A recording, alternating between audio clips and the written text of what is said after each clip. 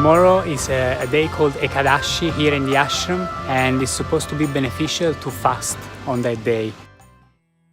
If you watch the natural cycles of the body, based on this natural cycle, once in one mandala, that is one mandala is 40 to 48 days, in these 48 days, 3 days will happen where your body does not need food.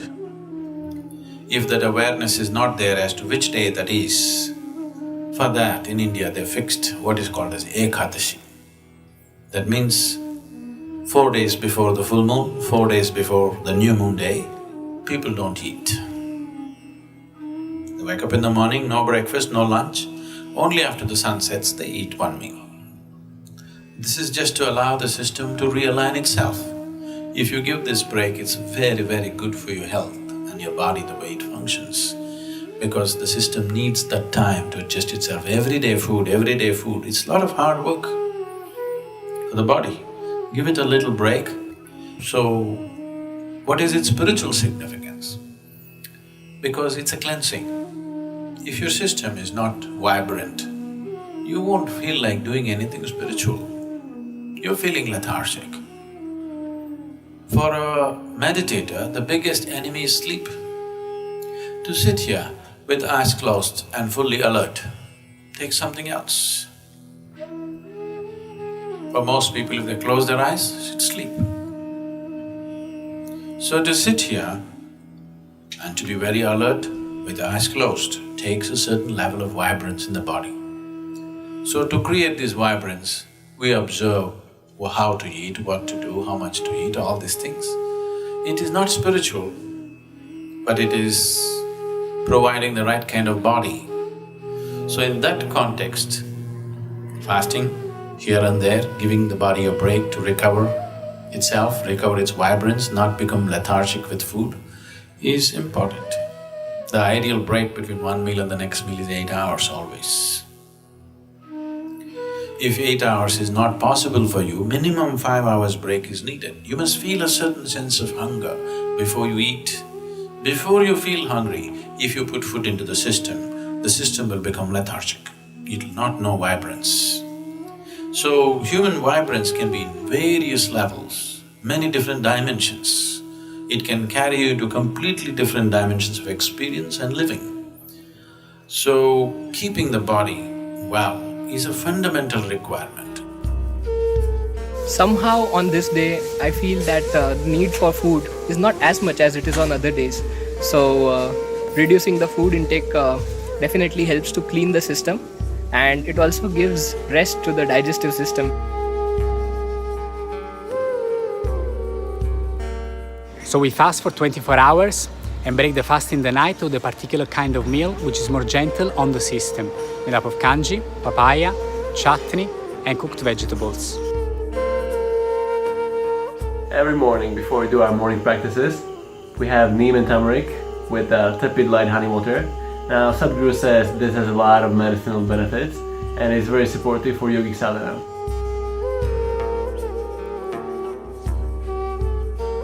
Anything that you borrow from the planet, it will cause a certain level of inertia in the system.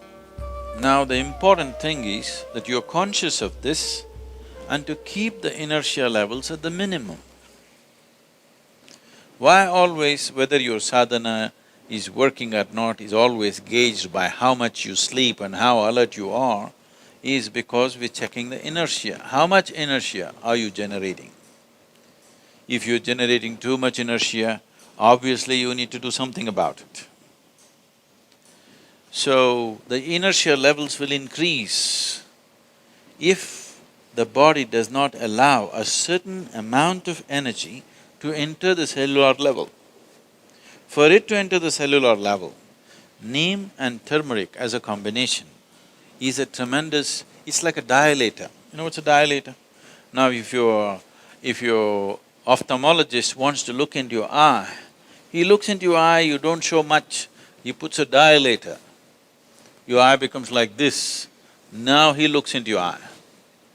So this is kind of a dilator for the energy. It dilates the body in such a way that it allows the energy to enter and fill up every crevice in the body. This is important.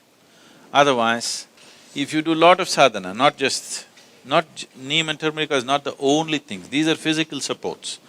Other sadhana itself is doing it. Neem and turmeric is a good support because it dilates the cellular structure in such a way that it is able to absorb. As you do your asanas, the body will simply crackle with a different kind of energy. So, consumption of neem and turmeric with a mildly laced honey water acts as a wonderful way of cleansing the system, dilating the system, that when you do sadhana, one thing, it brings flexibility to the muscles. Another thing is because the dilation brings flexibility to the muscle, and that flexibility, as a consequence, becomes a way that you slowly build the system into a more powerful possibility. So, taking care of the food and a few things is important, as important as sadhana. Being disciplined with your food, what you take into the system is as important as doing the sadhana. The idea is, if you take this neem and turmeric combination early in the morning and drink something warm, it cleanses the stomach in a big way. If there are any minor infections in your stomach, it'll go away. And it also kills the cancerous cells in the body.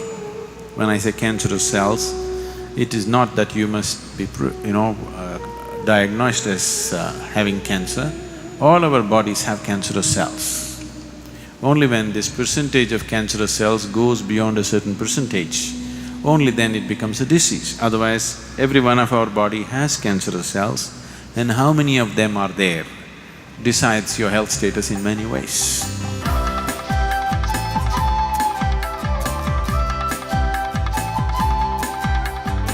We just got done with our morning practice sessions and headed for the brunch.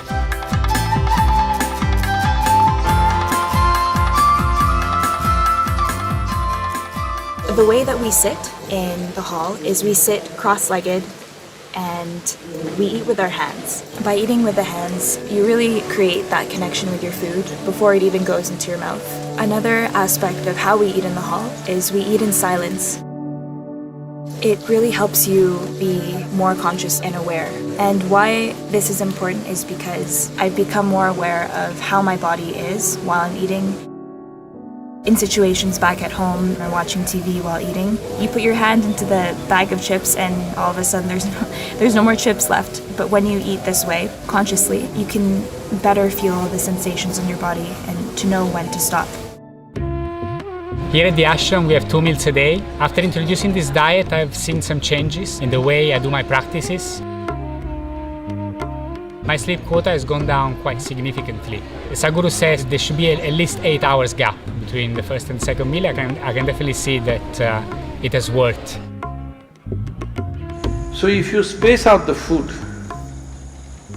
between one meal and the next meal, if there is 6 to 8 hours gap without eating anything else in between, most of your cancerous cells will die.